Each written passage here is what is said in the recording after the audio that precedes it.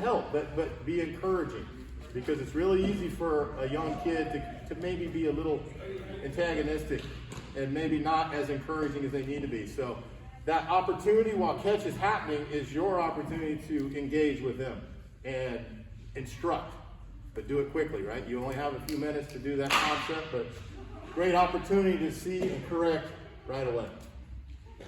Yep. Second drill will then be our rocker drill. So this is where I would have them get to a good base. Not too wide, not too shallow. If they're too shallow, especially when they go to rock, it'll be a leaning drill, not a rocking drill, and this gets them out of balance, okay? So if they just lift and get to a natural base where my feet are, I'm gonna turn my front foot out to about 45, and you can see I still have a good bend in both my knees. This is probably a little more beneficial for the older groups, 10, 11, 12, just especially since they are pitching. This would be good for them to feel what it feels like to stay stacked in the backside, things like that.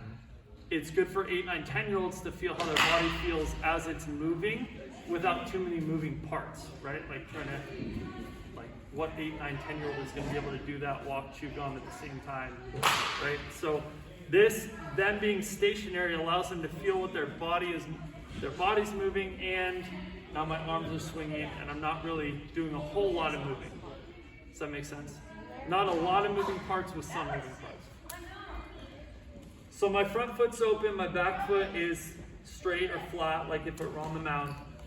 I want my head to stay above my belly button at all times. So this is not an effective part of the drill. I want my head to stay above belly button, and I don't want to go farther than my knee. So I don't want to do that. That's too far, and my head's over my belly, not over my belly button anymore. Okay? So I'm going to load, head over belly button. I've got a nice good load in my front side. I'm going to load back, head over belly button. My head's just in front of my knee. Probably shouldn't go any lower than 90 degrees here, right? This is way too far. And some kids, some of your bigger kids, they're not going to get this far. They won't get this far. They'll get to like here. Fine. Just as long as they're practicing what it feels like to get somewhat loaded into that back leg. Some of your smaller, more nimble kids will get to here. Okay? Once they get to this loaded position is where they will then separate.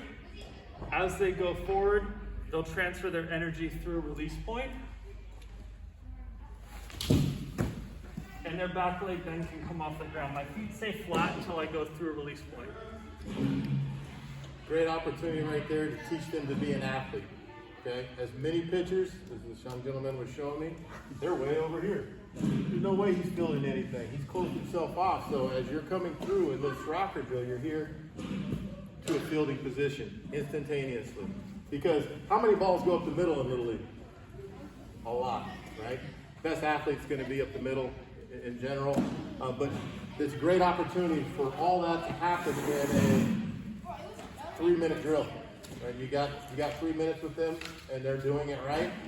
It builds, and that's the coaching aspect of this. You got 3 minutes to get them.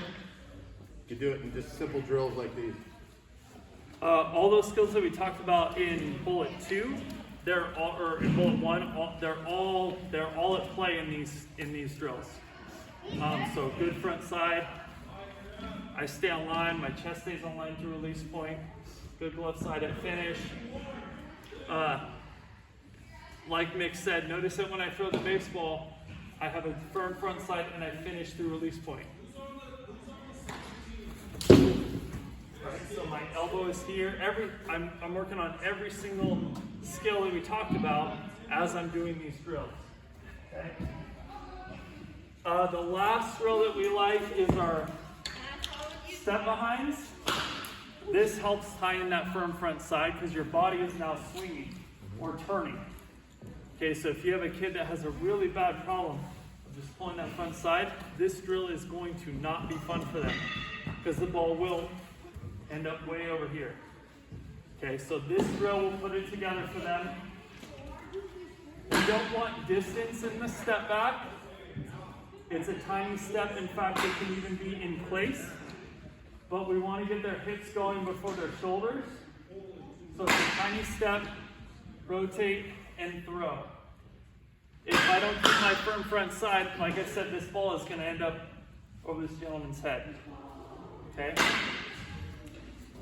So in slow motion, step, rotate, throw.